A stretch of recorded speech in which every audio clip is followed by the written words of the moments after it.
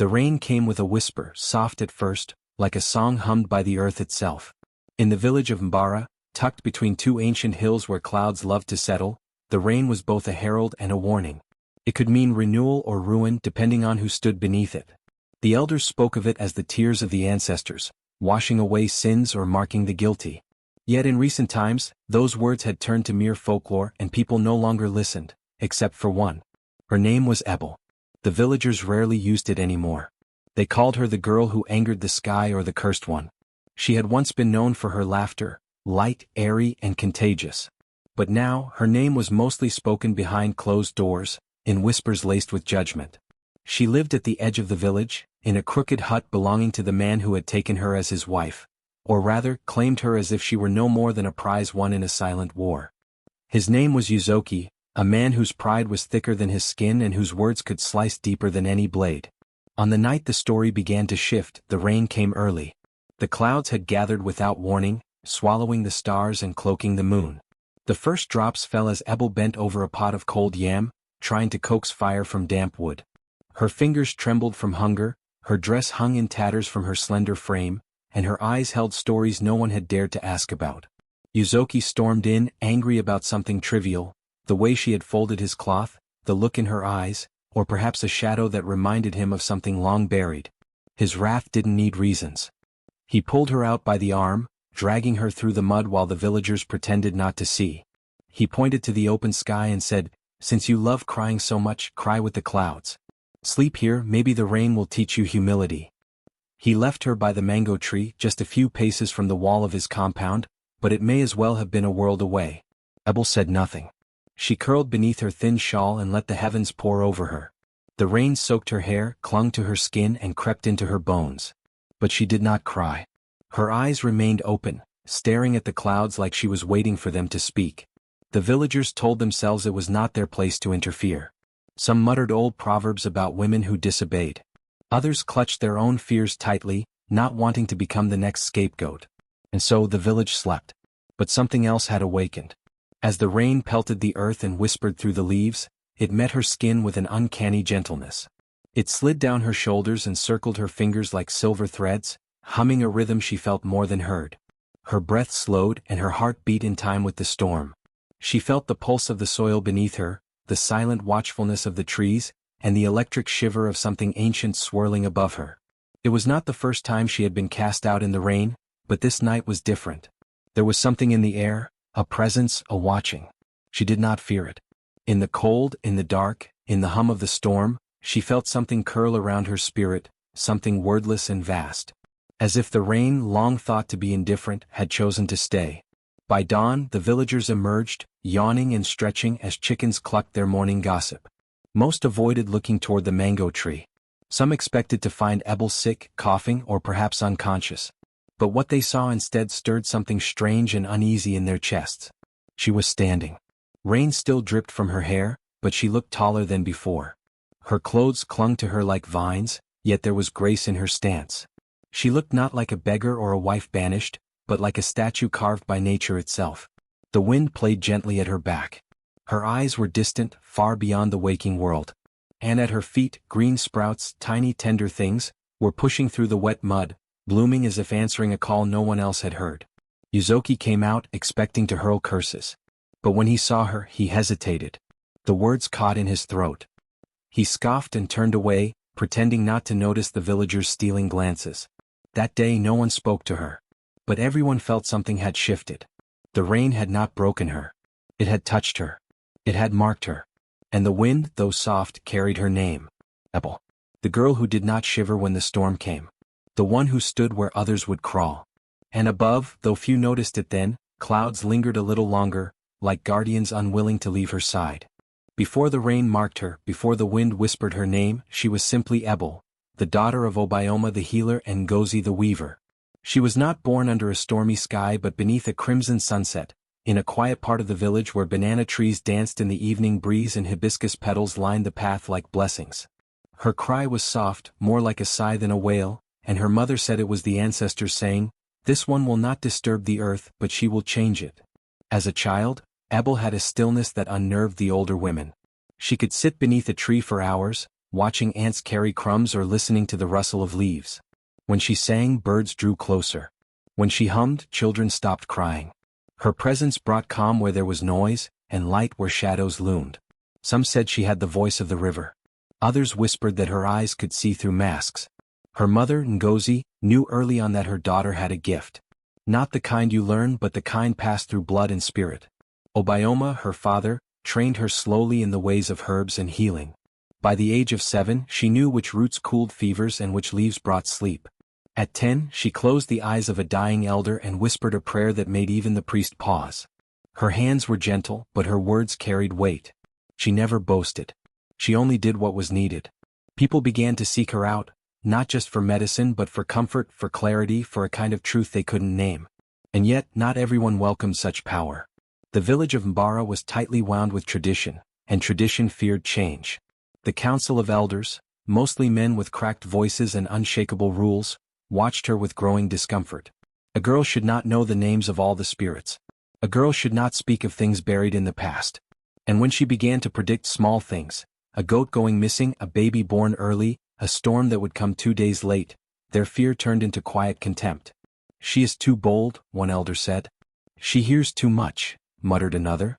Still, they said nothing openly, for her father was respected, and her mother's hands wove cloths even the chief's wives wore with pride.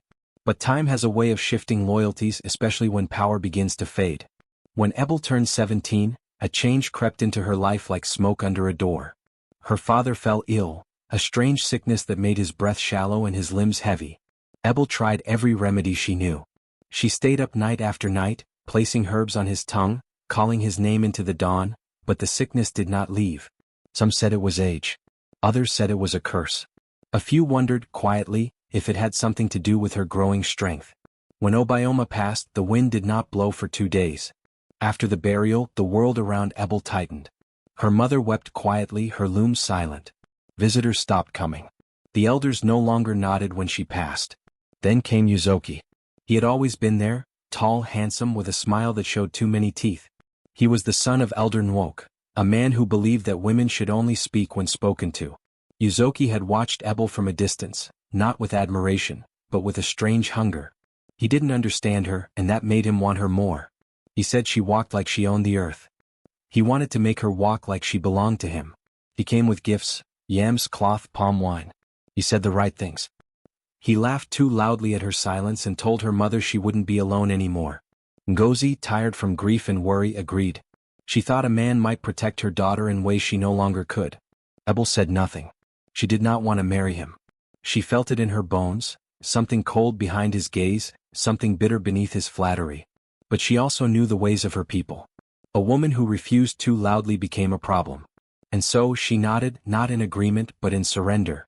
The day she moved into his compound, the sky was clear. But a wind passed through the village, lifting skirts and rattling doors, and the birds refused to sing. At first, Yuzoki tried to be kind.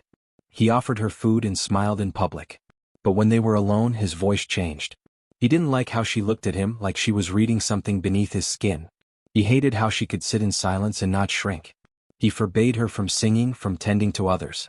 "You're mine now," he said. "You don't belong to the spirits, you belong to this house."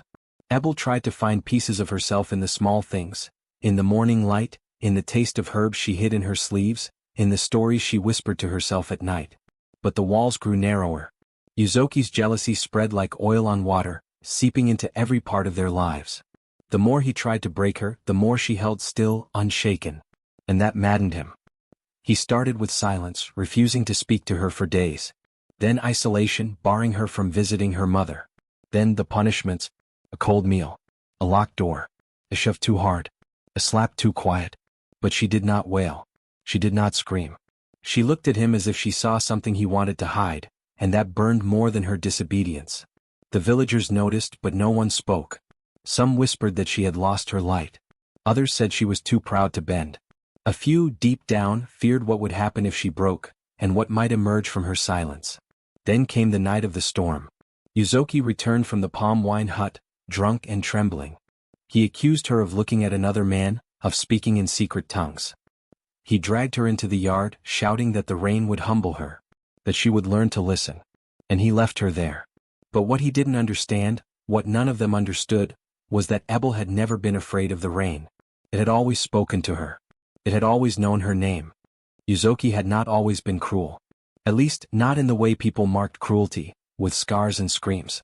He had grown up in a house where silence was power and obedience was a form of love. His father, Elder Nwoke, ruled the household like a chief without a crown. His mother had spoken little, moved swiftly, and disappeared into the background like smoke curling into the thatched roof. When she disobeyed, she was ignored until her eyes lost their shine. Yuzoki learned early that control was not just about force, it was about removal. Removal of warmth, of joy, of self. It was about placing a person so far below you that they could not even imagine looking up. So when he became a man, that was the lesson he carried with him. The man must always be above. His voice must be the loudest. His will unquestioned. But Ebel unsettled him from the beginning. Even when she nodded during their courtship, it wasn't submission, he could tell. Her eyes didn't ask for him. They tolerated him. She accepted his gifts the way a tree accepts rain, without gratitude because it is owed. And though she rarely spoke when she did, her words lingered in the air long after she'd left the room. He could feel them coiling around him like invisible ropes, tying him down in ways he couldn't name. At first he tried to play the role of the gentle husband. He smiled when she touched his arm with soft hands.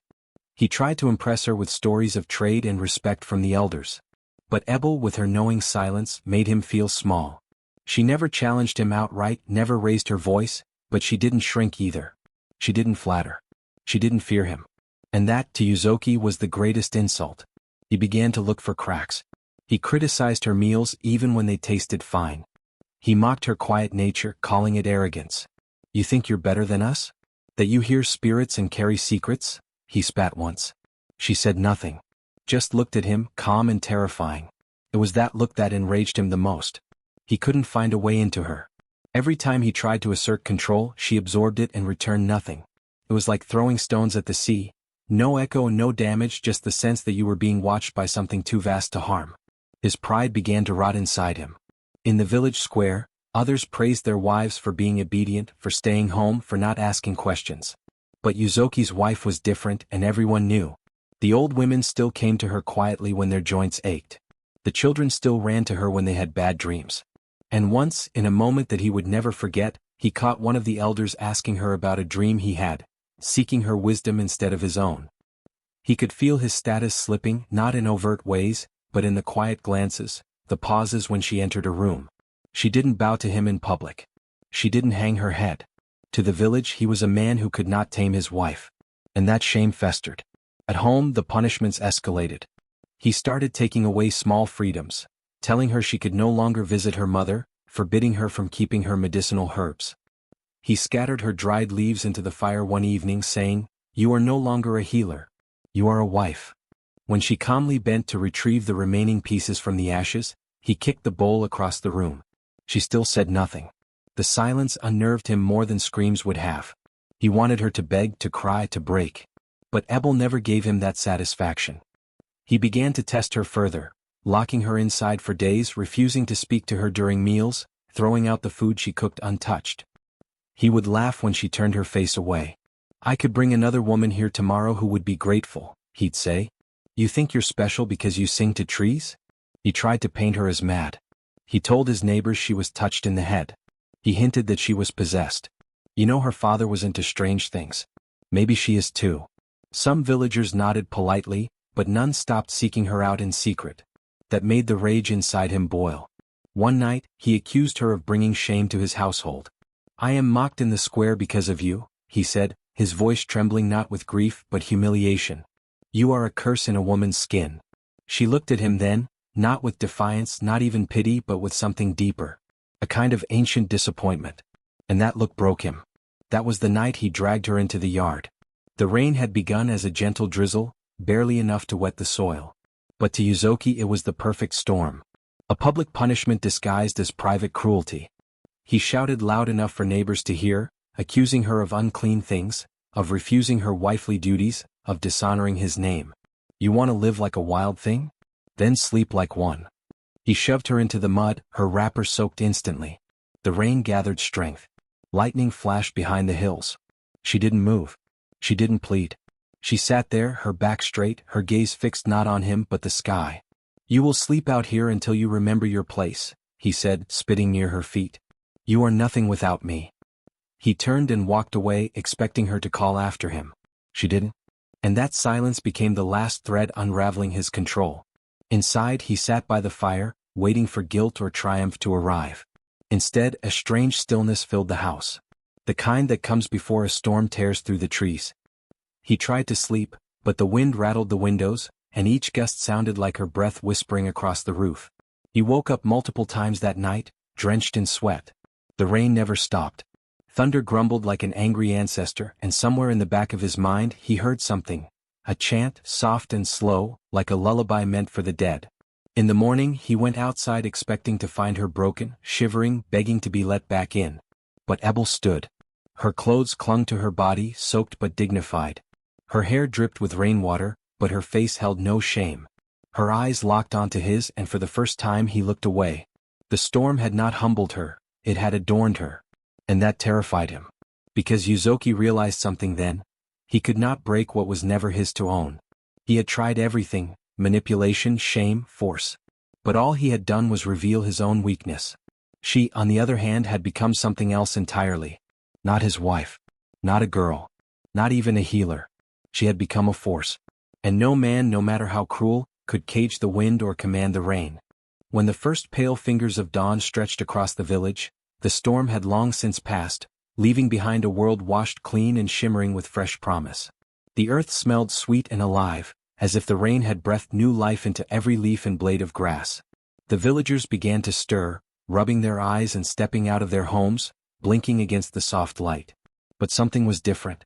An unusual stillness hung in the air, a reverence that muted the usual morning bustle. Near the edge of the village, where the rain had fallen heaviest the night before, a small crowd gathered slowly, their murmurs rising like the gentle rustling of leaves. They had seen her, or rather what had become of her. There, sitting on the damp earth of the courtyard where Yuzoki had cruelly cast her out, was Ebel. But this was not the same woman they had scorned and humiliated. No longer was she wet, shivering, and vulnerable. Instead, she radiated a quiet power that seemed to hum with the heartbeat of the earth itself. Her skin glowed faintly in the morning light, a soft, ethereal shimmer like sunlight on water. Her hair, still damp from the rain, sparkled with droplets that clung like tiny jewels, catching the light and scattering it in a halo around her head. But what held every eye spellbound was the crown that adorned her, an intricate weave of delicate vines, fresh green leaves, and blossoms that had seemingly sprung up overnight. Each petal gleamed with dew, and among them tiny droplets of water floated suspended, forming a luminous ring that shimmered like a living wreath. The crown was alive. It pulsed softly with energy as though nature itself had bent its will to honor her. A hush fell over the crowd as they approached cautiously, their fear and awe mingling in equal measure. Some crossed themselves. Others whispered prayers. A few knelt, bowing their heads not just in reverence but in submission. The whispers spread quickly, "She is chosen." The rain crowned her. The spirits have spoken. Yuzoki was the last to arrive. His face was pale, eyes wide and unblinking as he took in the sight. For the first time since the night before, his arrogance faltered. His shoulders slumped as though the weight of unseen chains pulled him down. "Ebel?" he whispered, voice trembling with a mixture of fear and disbelief. She looked at him, her eyes steady and calm, the pain of yesterday replaced by something far stronger, an unshakable confidence. The cruel man who had once ruled over her with threats and scorn now seemed small and fragile, a child lost beneath a towering storm. Some villagers shifted uneasily. There had been rumors, stories passed down through generations, about the rain's power to choose and anoint those it deemed worthy. The crown was not just a symbol, it was a sign, a message from the spirits that Ebel was more than a mistreated wife or outcast. She was a vessel of nature's will, an embodiment of renewal and justice. Old Mama Igioma, the village elder known for her knowledge of ancient lore, stepped forward. Her eyes glistened with tears, and her hands trembled as she reached out toward the crown. "The prophecy," she murmured, voice cracking with emotion. "It is true. The rains have crowned the child of the earth." Some villagers recoiled at the idea, their hearts shackled by fear and tradition. "Witchcraft," muttered one man. "This is evil," hissed another. But many more were drawn like moths to the flame, their spirits stirred by the undeniable presence of something miraculous. Mothers clutched their children tighter, hoping for protection. Young men looked at Ebel with newfound respect, their previous contempt replaced by wonder. She rose slowly to her feet, the crown tilting slightly but never falling. With each breath, the air around her seemed to pulse, alive with the scent of rain and wildflowers.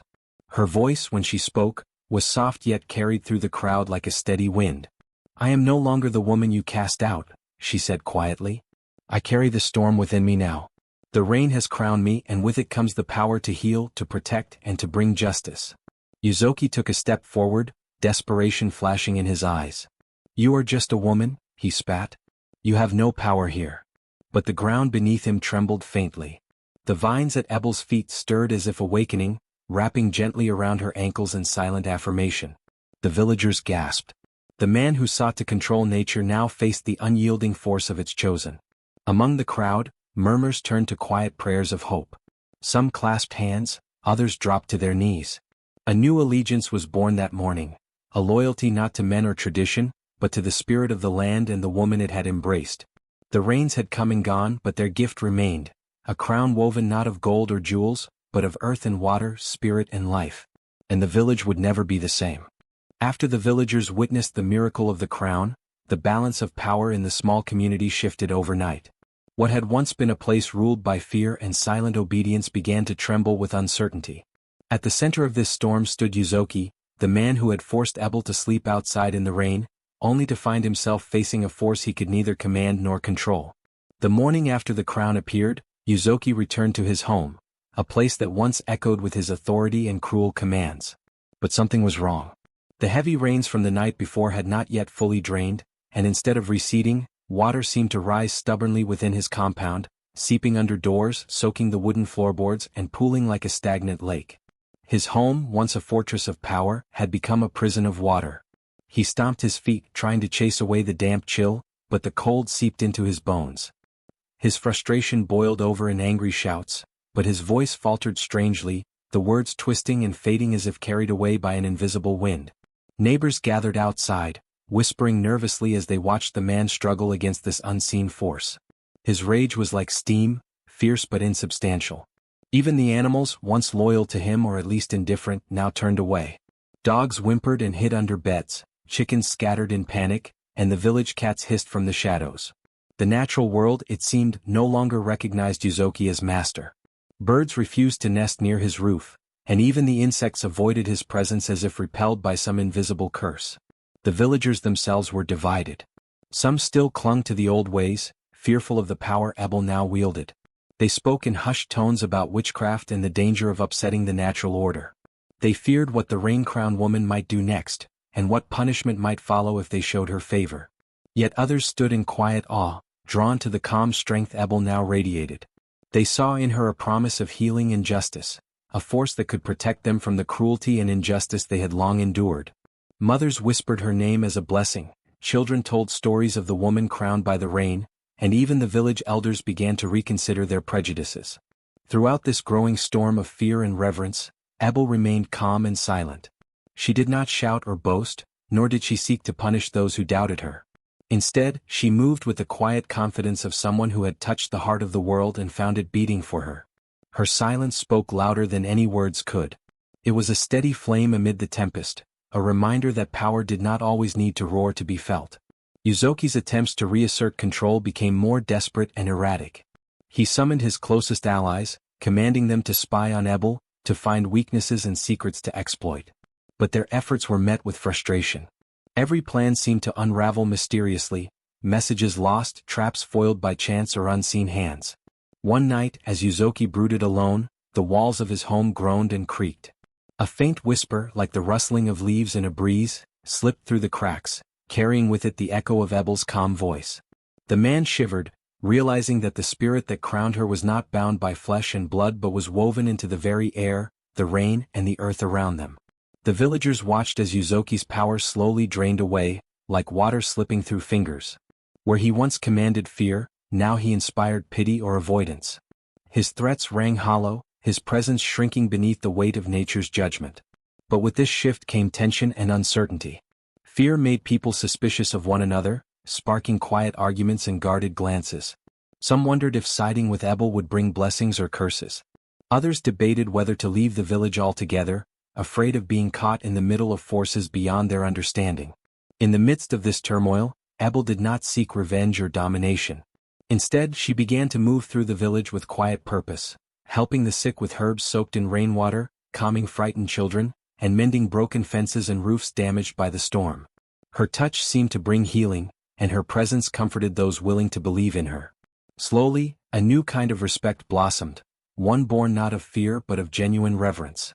The rains had crowned her, yes, but they had also awakened something deeper, a reminder that power rooted in nature and compassion was stronger than cruelty and control.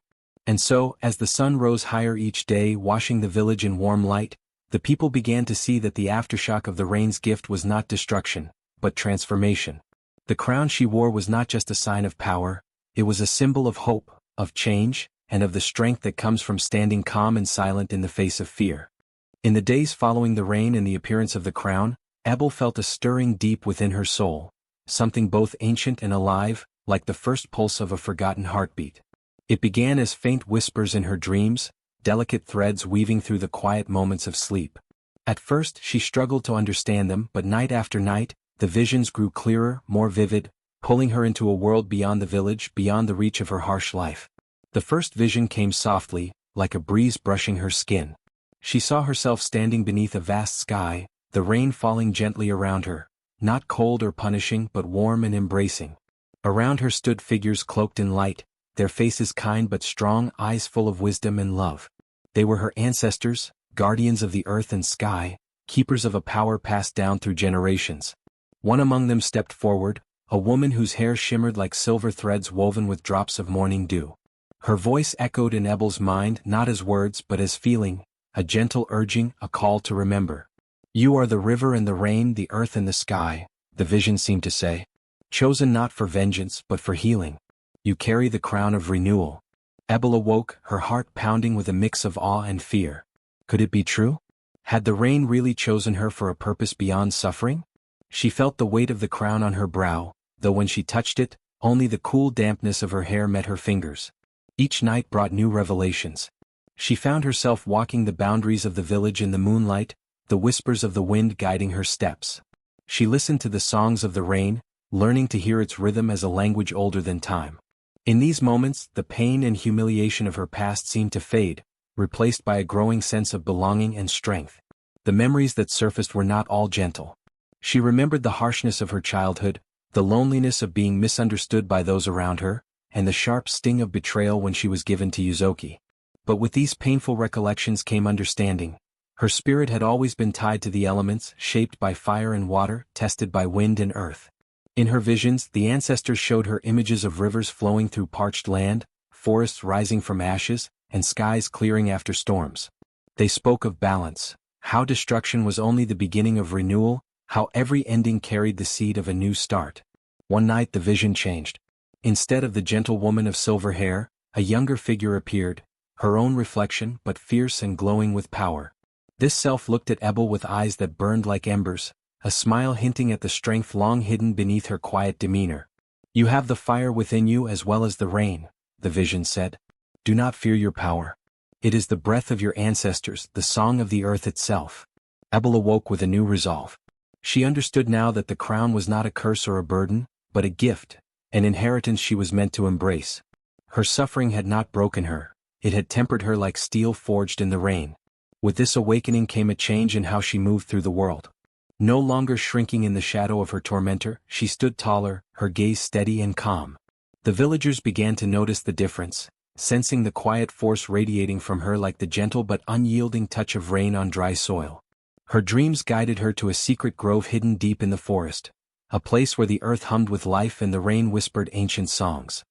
Here she performed simple rituals taught by the visions, gathering water in clay bowls, weaving crowns from wildflowers and vines, and speaking softly to the wind. In this sacred space she felt the full embrace of her ancestors' power. She saw how her pain was part of a greater cycle, how the rain that once rejected her had now become her ally. The crown she wore was not just water and vines, but a symbol of rebirth and hope for her people. The village began to shift as well. Stories of the rain-crowned woman spread beyond its borders, inspiring others who had suffered in silence. Some came seeking her blessing, others simply to witness the miracle born from the storm. Ebel welcomed those who approached with open hands and a quiet smile. She offered healing and guidance, teaching them to listen to the rain and respect the power of nature's cycles. Her voice, once silenced by cruelty, now carried the wisdom of the ages and the gentle authority of one chosen by the elements themselves. Yet, with this awakening also came the knowledge that her journey was far from over. The crown was a beginning, not an end, a call to restore balance in a world fractured by fear and injustice. She would need strength, courage, and the support of those who believed in her to face the challenges ahead. The man who had cast her out still lurked in the shadows, his power waning but his resentment burning bright. But Ebel no longer feared him. She had the rain and the ancestors on her side, a crown of life blossoming in the wake of the storm. And so, as dawn broke over the village, washing the land with soft light, Ebel closed her eyes and breathed deeply. The wind carried the scent of rain and earth, and in that moment she knew, she was no longer just a girl punished by cruelty. She was a daughter of the storm, a bearer of the crown, and a living testament to the strength found in surrender and renewal.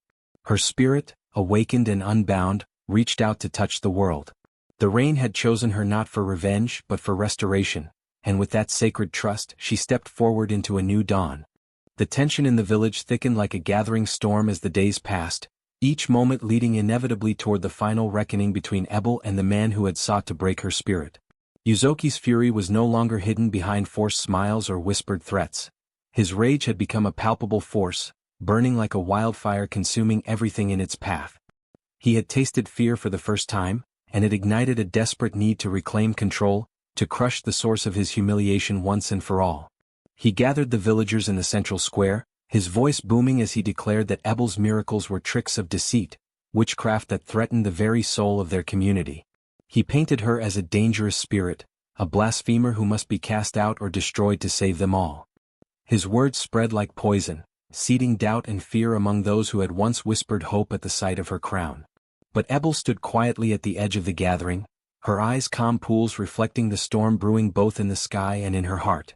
She did not speak, but her presence alone challenged Yuzoki's proclamations, a living testament to the power that no longer bowed to his cruelty.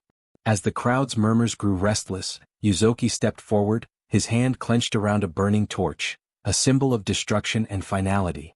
"Tonight," he declared, "we cleanse this village of her lies and magic. She will burn like the weed she is." The threat hung in the air, sharp and heavy. Some villagers hesitated, torn between loyalty and fear.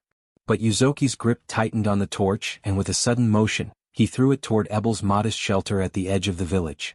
Flames erupted, licking hungrily at dry wood and thatch. The crowd gasped and scattered, some shouting, others frozen in shock. But as the fire began to consume her shelter, the skies darkened and the first drops of rain began to fall, soft at first, then heavier, pounding the earth with relentless fury. The villagers watched in awe and terror as the rain transformed. It was no longer the gentle blessing of earlier days but a fierce tempest, a wild force of nature rising to defend its chosen. The fire sputtered, hissed, and then died, swallowed by the roaring storm. Yuzoki's face twisted with disbelief and rage. "Stop this madness," he screamed, but the wind howled louder, drowning his voice. The rain swept through the village, flooding streets and fields, uprooting trees and tearing at the foundations of buildings. It was as if the very earth had turned against him, washing away his power and the lies he had built to hold it. Ebel stood in the midst of the storm, her hair plastered to her face, eyes shining with a fierce light. She raised her arms and the wind answered, swirling around her like a protective cloak. The crown of raindrops and vines seemed to glow, pulsing with energy that flowed from her very soul. The man lunged toward her, desperation fueling his attack. He grasped at her, trying to silence the voice that refused to be muted. But with a breath as sharp as thunder, she exhaled and the storm surged, pushing him back with the force of a flood. He stumbled, falling to his knees in the mud, the rain blurring his features until he seemed less a man and more a shadow fading into the storm. His power was broken, stripped away by the relentless water that had nourished her spirit. The villagers, caught between fear and wonder, watched as the storm carried away Yuzoki's threats, his pride, and his cruelty. The man who had made her sleep outside in the rain was now powerless, nameless in the face of the elements he could not command. As the tempest began to wane, the first light of dawn broke through the clouds. Where once stood a village divided by fear, now stood a community transformed, washed clean by water and truth.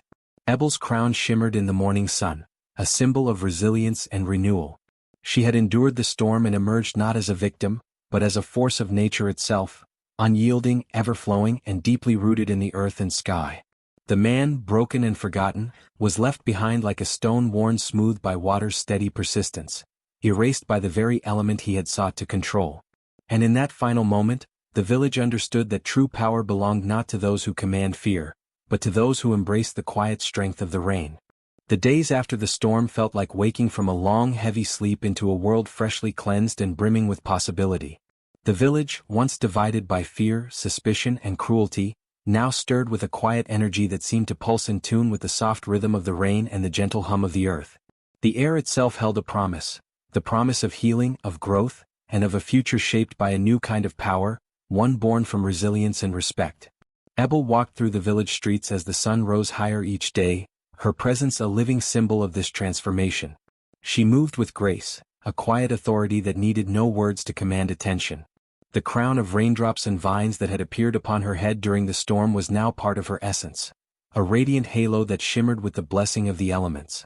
The villagers, once wary and divided, began to gather around her, drawn by the warmth of her spirit and the gentle strength she radiated.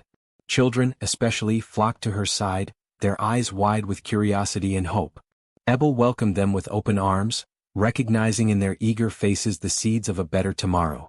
She taught the children about the rhythms of nature, the cycles of rain and drought, the language of the wind, and the songs of the earth. She spoke of ancestral wisdom, of traditions nearly forgotten, and of the sacred balance that connected all living things. Her voice was soft but sure, weaving stories that carried the weight of history and the lightness of dreams. When she sang, the rain returned, not as a harsh storm but as a gentle, nourishing presence. It kissed the fields and forests, coaxing seeds to sprout and flowers to bloom. The villagers watched in wonder as barren patches of land transformed into lush gardens, the earth responding to her melodies as if awakened from a deep slumber. Her healing touch extended beyond the land. She moved among the people, tending to wounds both physical and spiritual. Those who had suffered under fear or cruelty found solace in her presence. She listened without judgment, her eyes reflecting the empathy of someone who had walked through darkness and emerged into light. Ebel also sought to restore the lost traditions that had once bound the community together. She revived ceremonies that honored the rain and the wind, rituals that celebrated the cycles of life and the enduring power of nature. These gatherings became moments of unity, where villagers set aside their differences and remembered their shared roots. The man who had once ruled with fear and cruelty was no longer spoken of in harsh words. Instead, his memory faded like footprints in the rain, a cautionary tale whispered to remind the village of the cost of hatred and the strength found in compassion. Ebel's leadership was not marked by vengeance or dominance but by wisdom and gentle guidance. She listened to the voices of the elders and the youth alike, weaving their hopes and fears into the fabric of the village's new identity. Her vision was one of harmony, where every person and every living thing had a place and a purpose. The village flourished under her care. Children played freely in the streets, their laughter ringing like bells in the air. Farmers watched their crops grow tall and strong, nourished by the steady, life-giving rains. The forests teemed with birds and animals, returning as if sensing the restoration of balance. Visitors came from neighboring villages, drawn by stories of the woman crowned by rain, whose presence seemed to bless the land itself. They sought her wisdom, hoping to learn how to heal their own communities and restore broken bonds. Ebel welcomed them all, sharing her knowledge without reservation. She believed that the power she had been given was not hers alone but a gift meant to be shared, a light to guide others out of darkness. As seasons passed, the village grew into a beacon of hope and renewal. Festivals celebrated the gifts of rain and earth, honoring both the hardships endured and the strength gained. Songs and dances told the story of a woman who had been cast out into the storm, only to return as the very spirit of renewal. In quiet moments, Ebel would stand at the edge of the village, feeling the rain's gentle touch on her skin. She understood now that the crown she bore was not just a symbol of her own journey but a reminder of the enduring bond between people and nature. The rain was a teacher, a healer, and a guardian, a force that could wash away pain and nourish new life. The villagers, once bound by fear, were now united in gratitude and reverence. They knew that their future was intertwined with the rain's rhythm and with the woman who had embraced her destiny not through force, but through the quiet power of acceptance and renewal. The new dawn was not simply a change of day but a transformation of spirit. Under Ebel's light, the village found a way to move forward, rooted in the past, alive in the present and hopeful for all the days to come. Long after Ebel had passed from the earth, her story lingered like the soft patter of rain on a quiet evening, gentle, persistent and impossible to forget. The village she once saved had changed profoundly, but it was her legacy that endured, shaping the hearts and minds of every generation that followed. The tale of the woman crowned by rain became woven into the very fabric of the community's identity, a living thread connecting past, present, and future. As the years slipped by, the crown of raindrops and vines that had once shone so brightly upon Ebel's head never reappeared. It was said to be a gift from the spirits, an ephemeral symbol meant only for her. But even without the visible crown, the villagers knew that her spirit lived on, carried by the whispers of the wind and the gentle caress of the rain. Mothers would gather their children close during stormy nights, their voices soft and reverent, as they spoke of Ebel's journey from rejection to triumph. "Respect the rain," they would say, "for it listens. It sees. It remembers." These words became a quiet mantra, a way to teach the young ones the sacred bond between humans and nature, and the power of resilience and kindness.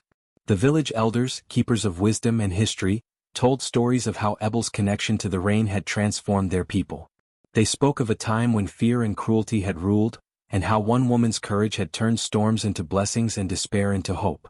Their tales were not just history lessons but living prayers, calls to honor the land and one another. During festivals that marked the beginning of the rainy season, the villagers celebrated with songs and dances that echoed the rhythms Ebel had taught. They wore garlands of fresh flowers and vines, symbols of renewal and the delicate balance between growth and hardship. These celebrations were not merely joyous occasions but sacred ceremonies that honored the spirit of the woman who had become their guardian. Travelers who passed through the village often noticed the unique respect the people had for the rain. It was not seen as a mere weather pattern but as a sacred force, alive and watching. They marveled at the way villagers would pause their work to feel the first drops, bowing their heads as if greeting an old friend. Ebel's influence extended beyond the village borders, carried on the wings of those who remembered her story. Nearby communities adopted the customs and reverence for rain she had inspired. It became a shared heritage, a bond that united disparate peoples through their respect for nature's gifts and the lessons of endurance. Generations later, the name Ebel was whispered before every storm, a soft invocation carried by the wind through the tall grasses and bending trees. It was as if the rain itself called her home, honoring her sacrifice and strength. Farmers spoke of feeling her presence in the mist that settled over their fields, and children dreamed of the crown she once wore, sparkling like dew in the morning sun. The legacy of the woman crowned by rain was not only in stories or rituals but in the spirit of the people. Her journey had taught them that true power was not in domination or fear, but in harmony and compassion. The village flourished not because they controlled the rain but because they learned to listen to it, and to each other. In times of drought or hardship, the villagers remembered Ebel's resilience. They found strength in the knowledge that even the harshest storms could give way to new growth. They faced challenges with courage, knowing that the spirit of the rain, and the woman who had embraced it, stood beside them. The elders often reminded the young that respect for the rain was a lesson in humility and patience. "The rain listens," they said, "because it carries our stories, our hopes, and our prayers. To disrespect it is to silence the voices of those who came before." This belief became a cornerstone of their way of life, guiding their actions and their hearts. The crown, though never seen again, became a metaphor for the invisible strength within each person, the quiet power to endure, to heal, and to transform. It was a reminder that sometimes, the greatest gifts come not as grand displays, but as subtle, persistent forces that shape the world from within. As the sun set behind the hills and the rain began to fall once more, the village stood united beneath the sky, hearts lifted by the memory of a woman who had turned rejection into a crown and suffering into song. Her legacy was a living testament, a whisper in the wind that promised no matter how fierce the storm, the dawn would always come, shining with the light of renewal and hope. Long after Ebel had gone from the village, her presence lingered like the soft drizzle that falls after a storm, gentle, persistent, and impossible to ignore. The story of the woman crowned by rain became woven into the fabric of village life, passed from mother to child like a precious secret, a lesson carried on the wind and whispered in the rustling leaves. As years turned to decades, the crown of raindrops and vines that had once graced her head never reappeared. It was said to be a gift from the spirits, meant only for her, a sign of her unique bond with nature's power. Though invisible now, the crown became a symbol, a reminder of resilience, transformation, and the sacred connection between humans and the elements.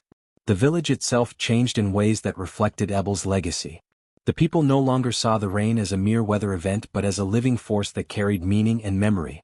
When the first drops fell at the start of the rainy season, the village would pause, eyes lifted to the sky, whispers of "respect the rain," it listens passing from lip to lip. This phrase became a quiet prayer, a call for humility and gratitude. Mothers gathered their children close during storms, their voices soft but strong as they recounted the tale of Ebel, the woman who had been cast out and scorned, only to rise with a crown made of rain itself. "Remember her," they would say. "She teaches us that even in our darkest moments, nature watches and waits to restore us." The story became a foundation of the village's identity. Elders would speak of her not only as a figure of myth but as a living example of strength and kindness. They reminded the people that power did not come from cruelty or fear, but from harmony and respect, for the land, for one another, and for the invisible forces that shaped their world. During festivals marking the arrival of the rains, the villagers celebrated not just the water that nourished their crops, but the spirit of Ebel who had transformed their understanding of suffering and endurance.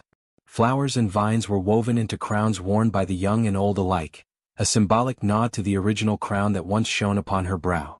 The air would fill with songs and dances that mimicked the rhythm of falling rain, a joyful acknowledgement of the life-giving force she represented. Visitors passing through often marveled at the deep reverence the village held for the rain. They saw that this was not mere superstition but a profound respect born from history and experience. They witnessed people halting their daily tasks to feel the rain's first touch, a silent communion with the elements that few outsiders could understand. Beyond the village, Ebel's story spread like the rain itself, touching neighboring lands and distant communities.